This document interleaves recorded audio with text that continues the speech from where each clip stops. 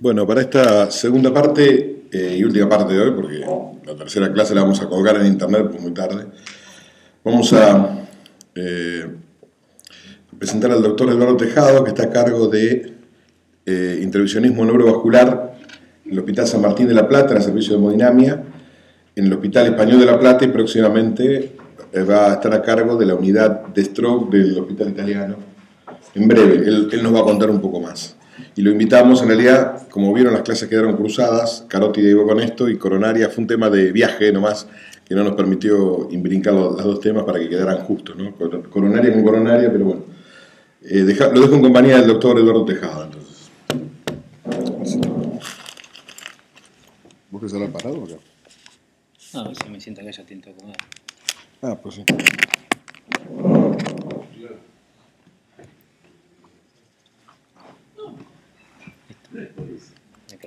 Con esto, para que minimicemos, con esto podemos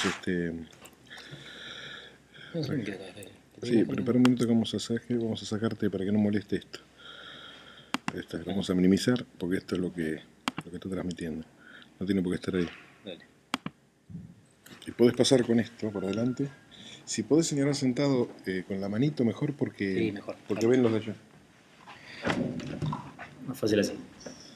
Bueno, muchas gracias por invitarme. Se las voy a hacer un poco más didáctico, porque es muy difícil hablar de lo nuestro.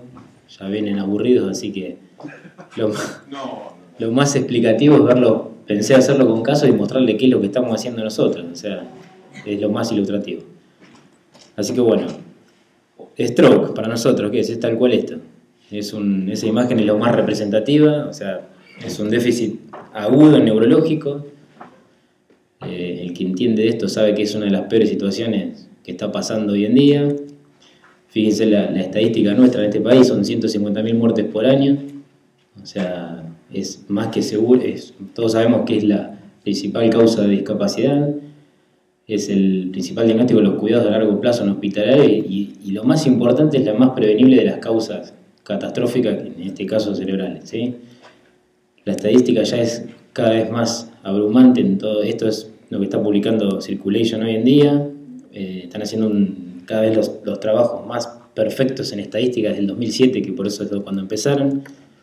Y como habrá dicho la doctora anteriormente, la doctora Grinfeld, o sea, nosotros estamos casi equiparando por ahí la enfermedad coronaria y pienso que en 10 años, no creo que la superemos, pero vamos a estar igual a igual. Fíjese lo que publica la Sociedad Neurológica Argentina, o sea, hay un ataque cerebral cada 4 minutos, o sea, para publicar esto, uno realmente, fíjese la estadística abrumadora en nuestro país. Y bueno, para empezar, nosotros sabemos que hay dos subtipos de stroke, sabemos que hay isquémico y hemorrágico, un 85% de los isquémicos, que es donde falta una irrigación, todos sabemos, o si no hemorrágico, que estamos dentro del 15%, que abarca ruptura de aneurismas, malformaciones y todo lo que comprende a la hemorragia. ¿Por qué esta foto? Este es el concepto de penumbra y de isquemia. Es el concepto que nosotros siempre tenemos en mente, decir, bueno, tenemos que salvar un cerebro, tenemos que salvar lo que está isquemiado y el área de penumbra, que es el área donde están las neuronas un poco dormidas, y es lo que tenemos que salvar. Entonces, bueno, de ahí salió la frase, el concepto de decir, bueno, el tiempo es cerebro y es una realidad. ¿Para qué? Para evitar esto. Siempre nosotros en la neurocirugía nos formamos haciendo esto, haciendo craniotomías descompresivas en pacientes con isquemias muy extensas, que es lo realmente doloroso porque son pacientes que uno ya los da por perdido, son maniobras muy extremas de salvataje con pocos resultados, así que bueno, lo ideal sería no llegar a esto. Pero bueno, fíjense, o sea, hoy en día una unidad de stroke no comprende solamente a los neuroradiólogos intervencionistas o neurólogos, sino que es multidisciplinario. Hay que empezar a invitar cada vez más a las demás especialidades para poder conformarlo. Todos tenemos que tener el concepto de emergencia. O sea, fíjense que todo ha ido evolucionando gracias a los mejores sistemas de salud que hay hoy en día, que tienen en cuenta que el stroke hay que empezar a cubrirlo no solo como médico, sino también financieramente. Y los servicios de emergencia, por suerte, en esta ciudad son muy buenos. Entonces quiere decir que uno, como les voy a mostrar a continuación, casos que nosotros tenemos gracias a también que hay servicios que están muy bien entrenados. Para empezar, nosotros tenemos este gráfico que es muy esquemático en decir, bueno, nosotros o todos habrán escuchado que sabemos que hasta las 3 horas nosotros podemos realizar un tratamiento, una fibrinolisis por ahí intravenosa. Pero bueno, con el correr del tiempo nos fuimos dando cuenta de que cada vez llegábamos más a sectores del cerebro a nivel endovascular, entonces empezamos a hacer fibrinolisis, ¿cómo podría decir? Sean combinadas hasta llegar a trombectomías mecánicas, y fíjense, después de las 12 horas, después se los voy a explicar, estamos con dispositivos desarrollando que son para poder abrir lo que sería la circulación colateral cuando ya está todo, por decir, por terminado. Lo que es la farmacología en su momento, hasta las 3 horas es lo que está aprobado. Hoy en día se extiende hasta 4 horas y media. De un paciente que no sangró se le puede hacer TPA endovenoso, y entonces uno puede tener resultados. Pero yo siempre digo, para nosotros es como que estamos 10 años atrasados a la cardiología, o sea, recién estamos en lo que sería la angioplastía de rescate. Yo no tengo duda que un paciente con un stroke, acá 10 años va a terminar como lo que estaba hablando la doctora Greenfield anteriormente, o sea, en un angiógrafo. Así que bueno, todos los metaanálisis seguimos viendo que cada vez nos dan a favor. Y esto es importante, lo ponemos porque bueno, un daño neuronal reversible es un daño progresivo que tiene una ventana terapéutica, que existe en tratamiento y hay que tratarlo como una emergencia. Siempre, bueno, ponemos esta foto para hacer las cosas bien, pero no atropellarse, es una realidad esto, porque con tal de hacer todo bien, siempre a veces las cosas salen mal. Pues esto siempre lo ponemos para decir, bueno, existen protocolos, hay que respetarlos y hay que hacerlo. La ciudad nuestra, esto lo presentamos en un mundial, es muy importante porque bueno, tenemos diagonales y accesos, o sea, lo que le hablaba hoy, tenemos buenos servicios de emergencia con buenos protocolos, nos hemos ido organizando, más o menos, esto es muy, por ahí suena que está una organización, pero siempre es mucho a pulmón y ver con quién nos vamos manejando, o sea, básicamente los 3 lugares que yo estoy, tratamos de recuperar un paciente y poder ver dónde se puede resolver. Han habido campañas de función, pienso que tiene que haber más. Y bueno, basándose en los protocolos de manejo, más rápido, o sea, fuimos evolucionando, o sea, más o menos por cantidad de pacientes a los años hemos empezado a hacer fibrinolisis intravenosa, después empezamos con lo combinado y empezamos a tener tasas de recanalización, que es lo que nos importa a nosotros, cada vez más importante, ¿sí? Con mejor manejo de los pacientes y menos secuelado. Bueno, esto es lo que hablamos hoy, o sea, la FDA, sinceramente, en el 96 es lo único que está aprobado. Es 3 horas hasta ahora, hoy en día 4 horas y media, es lo que uno puede hacer TPA endovenoso en un paciente que sabe que tiene un stroke isquémico, que le hace la tomografía y ve que no tiene una hemorragia, uno puede aplicar TPA endovenoso. Pero bueno, se empezó a ver que tiene cierto resultado. Entonces empezaron a hacer las angioplastías de rescate. Estos son los trabajos como el Atlantis, que es lo que avalaban lo que avala el estudio, que hoy en día uno puede agarrar y decir, bueno, tengo tal paciente, en 3 horas de ventana le puedo hacer TPA endovenoso. Pero bueno, nos empezamos a dar cuenta que bueno, tenían una cierta mejoría. Había pacientes que quedaban en la nada. O sea, bueno, cuando empezamos a darnos cuenta que empezamos a ver cómo lo podíamos manejar. Entonces, bueno, empezamos en la etapa de lo endovascular. O sea, empiezan a haber estudios prospectivos y decir, bueno, ¿qué podemos hacer? En un paciente que le dimos TPA no mejora el foco, lo metemos al angiógrafo, entonces encontramos obstrucciones a nivel de la arteria cerebral media, la carótida, entonces se empezaron a hacer protocolos. Estos protocolos son todos muy nuevos, están todavía tratando de avalarse, pero son los que realmente hoy en día están funcionando. Hay centros muy grandes como en Hamburgo, en Heidelberg, y que realmente usan, todos se basan, fíjense, en TAC y resonancia. Antes era mucho más por tomografía, pero hoy en día ya la resonancia con la perfusión ya nos habla a nosotros el volumen, que incluso ya sabemos qué paciente va a andar bien y qué paciente va a andar mal. Realmente es muy importante. Pero fíjense que los protocolos han empezado a aumentar la ventana terapéutica, o sea, fíjense que incluso ahí en la UCLA están haciendo hasta oclusiones de la basilar hasta 24 horas o más, o sea, están tratando de recapturar un trombo a esa hora, así que esto es cada vez más alentador. Es lo que hablábamos hoy, o sea, nosotros me parece que tenemos que copiar un poco más los cardiólogos, de hecho los copiamos, o sea, fíjense, sería la reperfusión del grupo TIMI que ellos estudiaron, nosotros hicimos el TISI, o sea, que es el grado de recanalización que existe en las arterias cerebrales. Bueno, algo de manejo, lo que hablábamos hoy, fíjense, candidato a tratamiento endovenoso hasta 4 horas y no candidato entre 4 horas a 6 horas es más o menos lo lo que podemos hacer. Fíjese el manejo, todos tienen una tomografía basal, si se puede hacer una angioperfusión mejor, y bueno, de ahí vamos viendo cómo, de acuerdo a lo que tenga oclusión o no oclusión, el que ustedes ven a la izquierda sería mía, fíjense, son pacientes tratados con TPA, entonces vemos, de acuerdo, si persiste la oclusión, si tiene un perfil maligno, ahí es donde nosotros tratamos de hacerlo, lo endovascular, ¿sí? Esta es más o menos la estadística desde que yo empecé, más o menos no es poca porque cuando presentamos en otros lugares hay ciertas ciudades de mucho renombre que cada vez tienen menos, y bueno, esto es más o menos el manejo nuestro de decir, bueno, con una tomografía basal ya nos empezamos a manejar para ver cómo es el rango de recanalización de ese paciente. Siempre tengan en cuenta que por lo que hablamos hoy, mayor a 100 mililitros, cuando nos da el volumen, ya sabemos que son pacientes que van a andar mal, por eso fíjense que tenemos una flechita que dice tratamiento endovenoso, porque encima si nosotros tratamos de raspar, por así decirlo, la arteria silviana, los hacemos sangrar a todo y peor pronóstico. Más o menos, bueno, las características, fíjense la estadística nuestra, o sea, 88% fueron pacientes en la circulación anterior, 12% de lo que es la circulación posterior. El tiempo de evento de emergencia, 155 promedios, y de lo que sería el stroke al pinchazo, que es lo que realmente van a escuchar en todo el mundo, cuando se le hace TPA, más o menos 220 minutos. Estos tiempos son magníficos para esta ciudad, no existe en otra ciudad, hay pocas ciudades que pueden tratar de equipararlo. Por eso es una deuda pendiente de poder hacer stroke realmente bien en esta ciudad. Poca incidencia de sangrado sintomático post procedimiento, o sea, así que era algo más alentador. Bueno, lo que veníamos hablando ahí. Trombolíticos, fíjense, nosotros tenemos esta batería de cosas, o sea, la streptoquinasa, la uroquinasa, la prouroquinasa, que era que se usó hasta hace poco, pero bueno, el RTP es lo que mejor resultado nos está dando hoy en día. Hoy la doctora hablaba de los inhibidores de la glicoproteína como el ReoPro, cardiología lo usa mucho, pero nosotros no hemos tenido tantos resultados.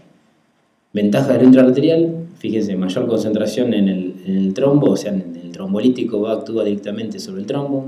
Ejemplo, o sea, 0,9 miligramos kilo es la dosis darla endovenosa. Siempre uno tiene que usar los 100 miligramos y nosotros por ahí intraarterial con 2 jeringuitas por ahí de 1 mililitro, por ahí estamos disolviendo un trombo de la silviana. Entonces, mucho más efectivo. Menor concentración sistémica exactamente y la ruptura mecánica del trombo. Ejemplo, es lo que le decía, vamos a tratar de ver ejemplos. Es un paciente de 45 años que entraba con una fascia, una hemiparesia fasciobrachial, tenía 6 horas de comenzo. Tomografía, no veíamos sangre en ese momento, digo, bueno, angiografía. Hacemos una angiografía y ¿qué vemos? Una oclusión casi subtotal de rama silviana.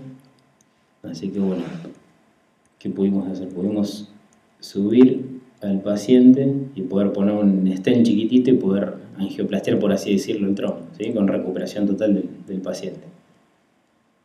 Eso es importante porque uno por ahí, está bien, nosotros lo vemos más del punto de vista intervencionista, pero cuando uno tiene opción a decir, bueno, tratar de ver la anatomía del cerebro es más que importante, porque uno por ahí, la discusión hoy en día en todo el mundo es decir, bueno, yo estoy haciendo TPA endovenoso, pero no estoy teniendo el diagnóstico de certeza, dónde está el tronco, si es completo, si es de la carótida, si es distal.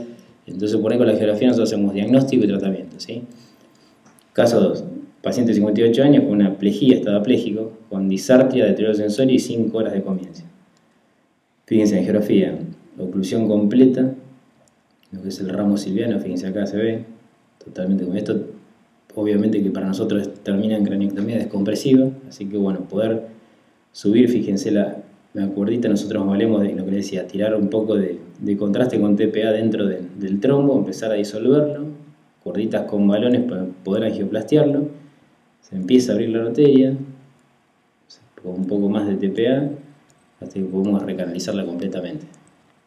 Ese es el perfil, ahí estaba como estaba totalmente ocluida, y este es el perfil de la arteria como se abrió, con recuperación del paciente.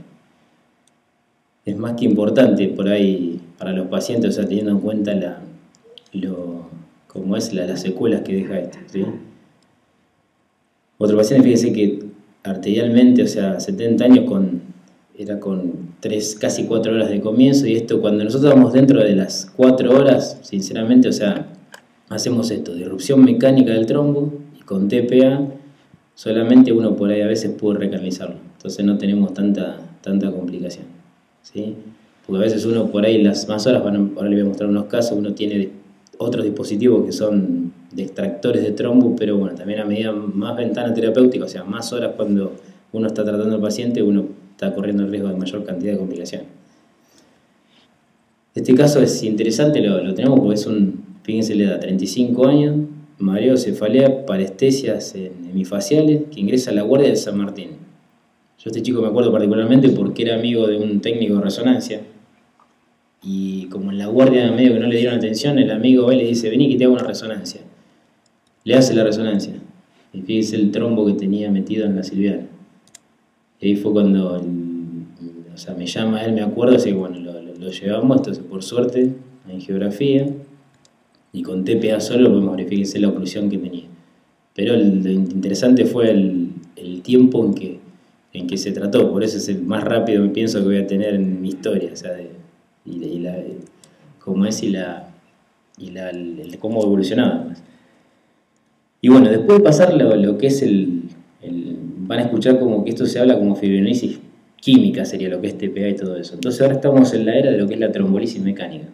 Bueno, teóricamente hablamos de menor riesgo de hemorragia, aumenta la ventana terapéutica, es lo que estamos hablando, y completa el tratamiento farmacológico. ¿Por qué? Porque hacemos disrupción, o sea, rompemos mecánicamente el trombo. 1000 dispositivos van a salir y se están aprobando, de hecho estamos acá probando 2 en Argentina para la FDA a ver si pueden andar. Fíjense, este es el primero que existió, que es el MERSI, que es la disrupción mecánica, saca corcho para nosotros, de hecho, fíjense. O sea, uno puede subir a la arteria donde está ocluida, pasa distalmente el trombo, entonces una vez que se despliega lo puede retirar y termina sacando el trombo. Otro dispositivo que es, bueno, Alligator, como sería un cocodrilo, por así decirlo, fíjense, es más o menos lo mismo, o sea, poder subir, poder pasar distalmente el trombo, poder recapturarlo y poder traerlo, ¿sí? Uno empieza a traerlo. Esto es todo fibrinosis mecánica. Los franceses no se quedan atrás, entonces inventaron que es una canastita, más o menos, fíjense, la propaganda es lo mismo, es subir distalmente con esa canastita y poder retraer el trombo hacia atrás, ¿sí? Y bueno, y lo que más nos está funcionando ahora es esto, son los stent retractores de trombo. Nosotros, les voy a mostrar el caso, nosotros cuando teníamos el problema de los aneurismas de cuello ancho usábamos stent autoexpandibles y empezaron a diseñar muchos stent autoexpandibles. Hasta que un día un stent pasó, se trombosó y cuando lo retiramos se vino con el trombo. Entonces dijeron, bueno, puede ser el comienzo de algo. Entonces empezaron a diseñar stent que retraen trombo. Entonces, fíjense, un paciente también, 5 horas de evolución que llevaba, angiografía, o sea, oclusión completa de la carótida interna izquierda completa con no revascularización del lado derecho. O sea, esto significa, fíjense, con las arterias corticopiales ya abiertas con circulación a contracorriente, o sea que próximo al infarto hemisférico, ¿sí? Así que bueno, poder subir, fíjense, nosotros vamos subiendo, poder visualizar dónde está el trombo, porque cuando hacemos la inyección de contraste y le vemos la silviana distalmente, podemos pasar el trombo. Hacemos una inyección por debajo para dejar un baloncito oclusivo para poder hacer tromboaspiración también, y fíjense los 2 puntitos estos son los stent que es donde nos marca distalmente el punto donde había flujo y poder retirar el trombo, ¿sí? Entonces bueno, eso es importante porque entre los protocolos ahora que estamos haciendo, si uno por ahí tiene TPA de antemano, un paciente le hicieron fibrinosis intravenosa y va a la angiografía a las 6 horas, el trombo está mucho más fresco, mucho más grande, es más fácil para nosotros poder sacarlo, ¿sí? Bueno, no va al caso, pero son tablas comparativas de stent que empezaron en el 2010-2011. Y bueno, cuando estamos fuera de tiempo lo que hablamos es esto. Esto es un protocolo que también lo diseñamos acá en Argentina. Es medio cruento, pero funciona. O sea, fíjense, es un catéter con 2 balones. ¿Qué hacemos? Medimos la aorta. Fíjense los puntitos que tenemos. Entonces, ¿qué hacemos? Inflamos los 2 balones, uno suprarrenal y uno infrarrenal. Y entonces permitimos que el flujo directamente vaya al cerebro. O sea, nos funcionaba mucho al principio en lo que era el vasospasmo, en las hemorragias, los Fisher 3. Entonces, bueno, ¿por qué no usarlo en stroke para poder hipertensar a un paciente y empezar a abrir colaterales? 2 opciones, o sangraba todo o usaba Bueno, pero el tema es este, fíjense, marcando un paciente que de entrada tenía este déficit por ahí isquémico, bueno, post tratamiento lo van a encontrar como coaxia, que es un síndrome de reperfusión cerebral. Tenemos buenos resultados. Todavía está ahí por homologarse, la FDA lo aprobó solamente para lo que es tratamiento mecánico del vasospasmo, pero bueno, se está usando en muchos lados también para lo que es el stroke, ¿sí? Bueno, patología venosa tampoco no tenemos que olvidar, cada vez estamos viendo más, sobre todo en el grupo de mujeres y jóvenes.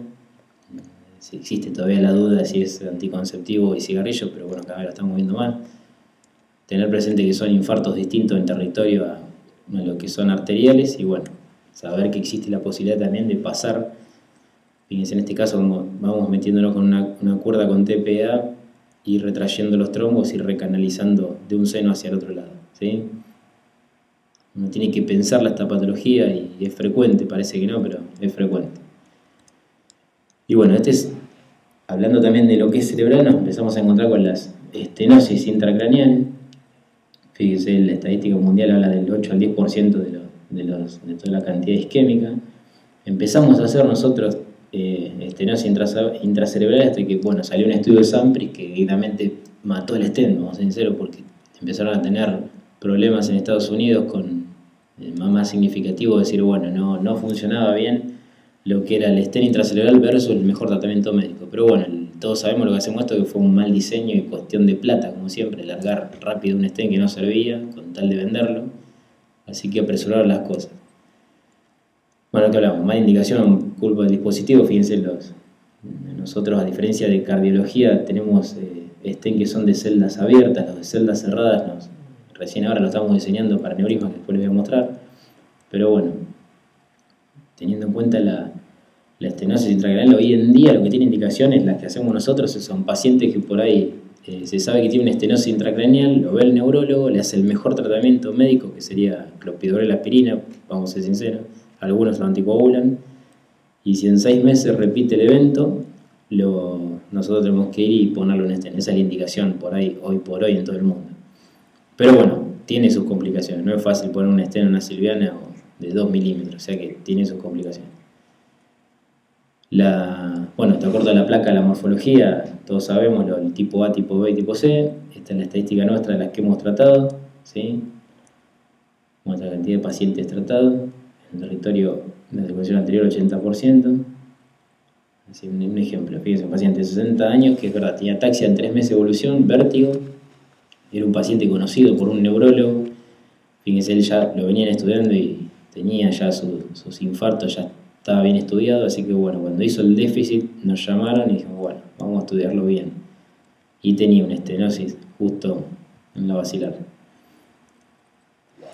Estenosis severa en la basilar y esta vertebral, no le puse la foto, pero o sea, era una vertebral única que tenía para colmo. Así que bueno, ¿qué hicimos? Entonces, se puede llegar, hoy en día podemos pasar y poder angioplastiar, hicimos una angioplastía primaria para poder pasar un stent, y en este caso le pusimos un stent coronario con droga, que es lo que mal que bien está funcionando hoy en día. ¿Por qué? Porque nosotros tenemos alguna oportunidad sola por angioplastiar una arteria, porque tienen 2,5 milímetros. Encima si hacemos después a los 6 meses una restenosis de 1 milímetro es como si no hubiéramos puesto nada. Así que hoy por hoy nos están funcionando los stents cardiológicos con droga, que nos inhiben el crecimiento endotelial y nos están mejorando el paciente.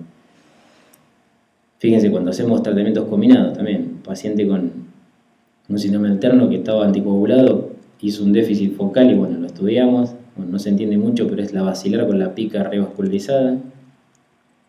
Así que fíjense cómo tenemos que empezar a pasar y hacernos camino otra vez la basilar, y empezamos a poner stent, hacemos un primer stent, segundo stent, y empezamos a recanalizarla.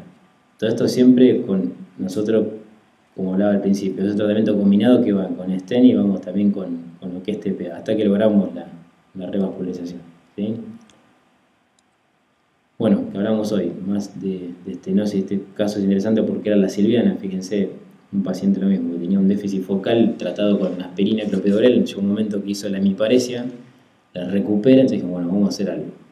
Y esta es una angiografía 3D que nos marcaba la estenosis. y ahí tienen la estenosis que era verdadera en la silviana. Así que bueno, podemos pasar con un stent coronario y fíjense cómo queda la silviana abierta, ¿sí? Bueno, esta es una foto representativa de lo que le venía hablando. Yo pienso que el futuro nuestro en la estenosis es esto, es poder tener stent liberadores cada vez más chiquitos y con Drogan, que sean por ahí con un polímero que pueda ayudarnos a que no haga tanto restenosis post procedimiento, que es lo que nos está pasando hoy en día por ahí en las arterias cerebrales. No es tanto como la cardiología, pero a nosotros nos complica más por el tamaño de las arterias. Así que bueno, esto es significativo para decirle que estamos haciendo también muchas cosas vía radial, sobre todo la patología carotidia. Y bueno, por ahí nosotros, a diferencia por ahí, lo que pasa con la carótida es muy difícil de tratar. ¿Por qué? Porque cada vez que me hacen hablar de carótida en todos los congresos, siempre pasa que uno tiene 4 puntos de vista. Tiene la carótida desde el punto de vista del cirujano vascular, tiene la carótida desde el punto de vista de los radiólogos intervencionistas, la carótida desde el punto de vista de los cardiólogos intervencionistas y el punto de vista nuestro. Entonces es muy difícil ponerse de acuerdo. Parece que todos hacemos lo mismo, pero no, es muy difícil. En técnicas, en comprensión y en cosas. Obvio que nosotros con el neuro criticamos, somos los que más criticamos a todos porque, yo veo que se hacen carótidas siempre haciendo esto. Ustedes siempre, fíjense, hacen esto. En los congresos uno ve esto. Siempre decir, bueno, pusimos una carótida, hicimos, pero nunca nadie muestra el cerebro, qué pasaba arriba. Esa es una de las críticas nuestras. Nosotros por ahí somos más funcionales en el cerebro, de decir, bueno, realmente ver colaterales y ver qué está pasando. Ejemplo, este es un caso, fíjense, tiene un trombo agudo metido ahí en la carótida. Un paciente que hizo un déficit focal en un consultorio, ya se sabía que tenía una placa por Doppler, entonces el vascular dice directamente, bueno, que lo veamos nosotros, bueno, en geografía dice, tiene un trombo blando. Entonces, bueno, fíjense por ahí, la técnica nuestra, por ahí somos más cruentos, pero también por ahí le tenemos un poco menos de respeto a estas cosas. Nosotros pasamos a través del trombo, ¿no? Vemos que la estadística nuestra, significativamente no hemos tenido problemas. Entonces tratamos de recapturarlo, lo dejamos oclusivo con aspiración y le soltamos el stent directamente, cuando es un trombo fresco. Y la carótida se abre, no tenemos ningún problema, ¿sí? Fíjense, controles de placas progresivas, que con estén puestos, hoy por hoy, gracias a Dios, acá la tecnología cada vez más adelante y tenemos angiógrafos que reconstruyen tridimensionalmente cualquier vaso, así que uno puede hacer mediciones de todo, incluso, planear el tratamiento de lo que sea. Hoy por hoy nadie discute, que es también una discusión entre todos los distintos puntos de vista, de decir, si se usa o no protección cerebral, que es este filtro que se ve arriba. Hay muchos, sobre todo los cirujanos vasculares, están tratando de demostrar que el filtro mucho no sirve. Pero en realidad la protección cerebral sí o sí hay que usarla, hay que acostumbrarse a usarla. Hay sistemas que son muy difíciles de usar, pero una vez que uno se acostumbra no hay ningún problema. Pero es una discusión de decir, realmente lo que sí, hay lugares que ya ven de acuerdo a la placa que tienen, si ya por Doppler o por angiotaxi saben que es una placa blanda o que puede fraccionarse, por ahí sí usan filtros.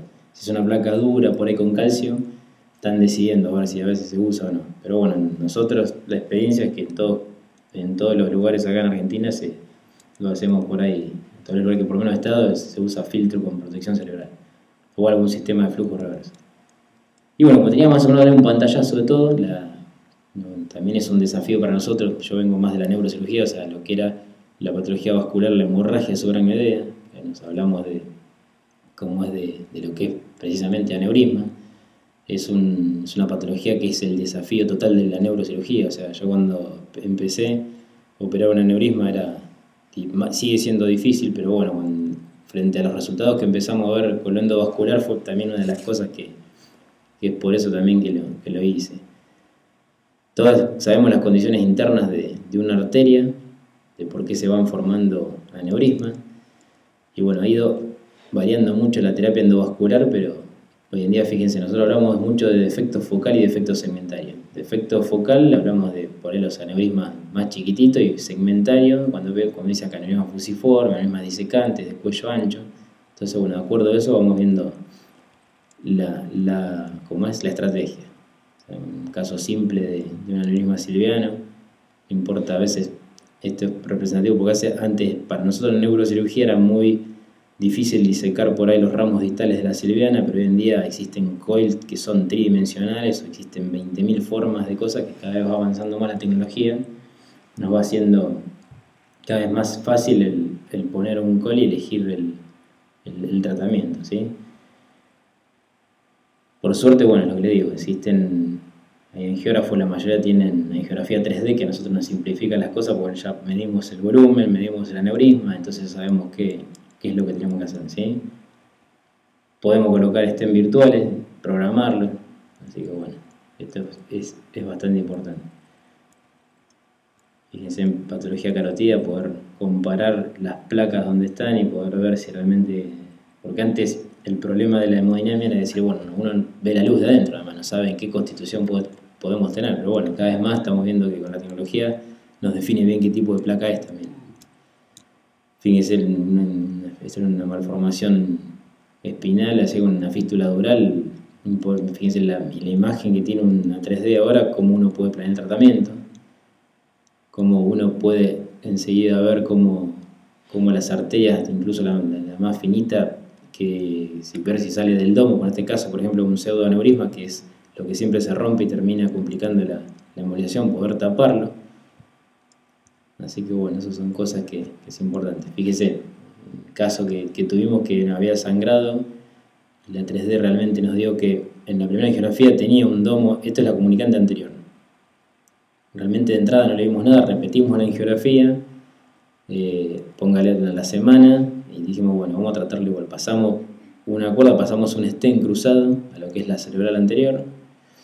Ahí tenemos un ejemplo, fíjense que de una carótida pasamos hacia la otra silviana y en ese momento vimos, fíjense, la aneurismita se veía. A veces nos pasa que en la primera hemorragia uno hace, sobre todo en estos aneurismas tipo blister chiquito, cuando hacemos la angiografía no los vemos, entonces las 2 semanas cuando por ahí se licúa el trombo los vemos. Entonces bueno, tácticamente, fíjense la cantidad de cosas que tenemos hoy en día. Fíjense que usamos un stent de una cerebral anterior, o sea, de una comunicante que nosotros decimos a uno, a la otra comunicante, y podemos pasar el microcatéter adentro y poder poner el coil adentro, ¿sí?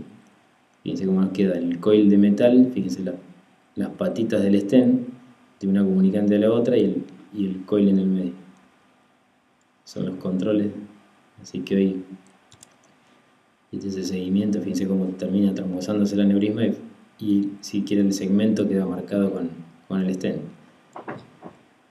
Otro tipo de los aneurismas que son más grandes también antes era una complicación. Bueno, fíjense la maniobrabilidad que tenemos con los stents hoy en día, como giran sobre cualquier arteria, por así decirlo, pues son de celdas muy abiertas, entonces nos permite pasar de una comunicante, o sea, de una cerebral anterior hacia uno que es la comunicante sin ningún problema. Y lo podemos cubrir con coil. Otro caso a nivel basilar, fíjense, un disecante basilar, que también ningún problema de poner un stent. Este es otro tipo de stent que tiene una elipse para poder verse, que nos construya, por así decirlo, la luz verdadera de la arteria y después poder rellenarlo con coils. Otro ejemplo, fíjense, aneurismas silvianos, también disecantes o de multilobulados, también es una complicación a veces, pero hoy en día, fíjense, esto que está inflado acá es un baloncito que nos permite empujar el coil hacia abajo y que no se nos salga y no nos tape de rama. Y bueno, con respecto a las malformaciones, que es lo que nos queda, siempre anatomía básica, o sea, siempre sabemos que hay una arteria nutricia, hay un nido y una vena de drenaje, ejemplo, siempre hay una arteria que va a un nido y una vena de drenaje. Y bueno, hoy en día disponemos de muchos materiales. Fíjense el catéter cómo da la vuelta por todo el cerebro y llega hasta la malformación, o sea, navegamos por cualquier lado. Y ahí queda, estos son materiales que usamos hoy en día para poder embolizar. Vamos a ir un poquito. Este es el material, se los puse porque este es el material hoy por hoy que estamos usando, es un biopolímero que nos está dando mucho resultado porque en la historia nuestra antes usábamos histoacril, que es metraquilato, que es la gotita, por así decirlo. Entonces, pero el tema es que uno tenía que tirar y sacar rápido porque se te quedaba pegado arriba, o sea, había que tener mucho entrenamiento.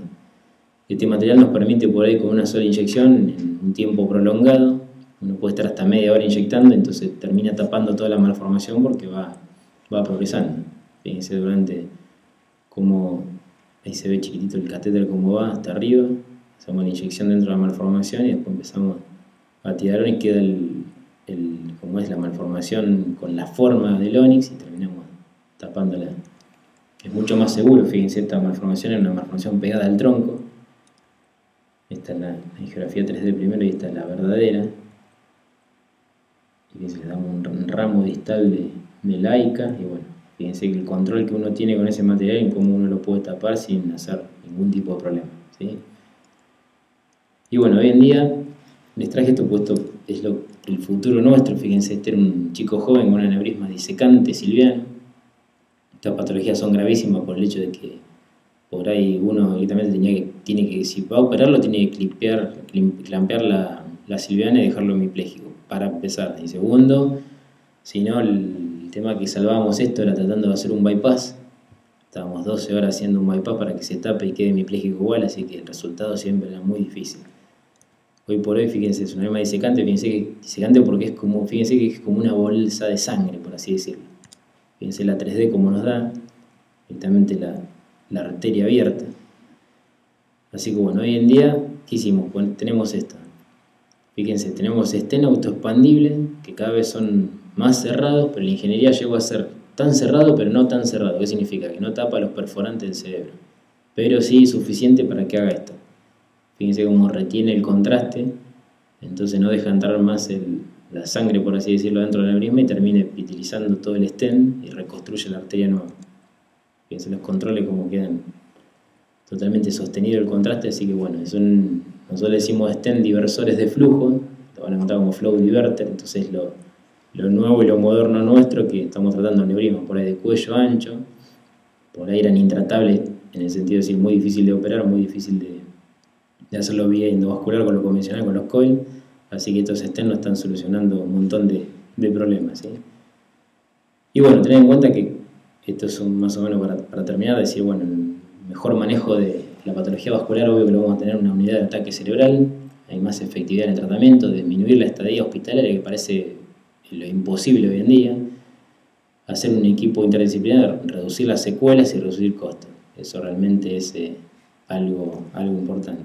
Y bueno, con respecto a lo nuestro, está por ahí de más hacer promoción, pero es una realidad que por ahí lo endovascular a nosotros nos está permitiendo hoy en día solucionar en menos tiempo ciertas cosas que antes eran muy difíciles de solucionar y sobre todo en etapas muy agudas, ¿sí?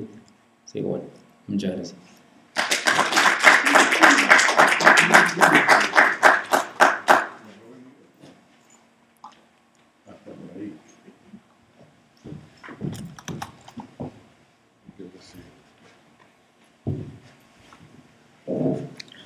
Bueno, si hay alguna pregunta en la sala, aquí, el doctor Audi.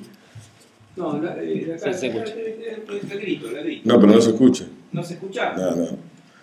Por las dudas, dale. Bueno, primero agradecerte, Juan Luis, a la conferencia. Clara, ¿qué lugar tiene hoy la angioresonancia para el estudio? Para el estudio. Sí. Y yo, sinceramente, o sea... Dentro de la pregunta, vos sí, haces neurocirugía. claro. Entonces, mostraste todo lo que es el intervencionismo en imagen. Sí, en imagen. La pregunta va dirigida a diagnóstico. Diagnóstico, entonces, ¿qué lugar tiene hoy para ustedes Sí. la angioresonancia? Sí, la realidad de la angioresonancia nos aporta mucho. Pero bueno, siempre teniendo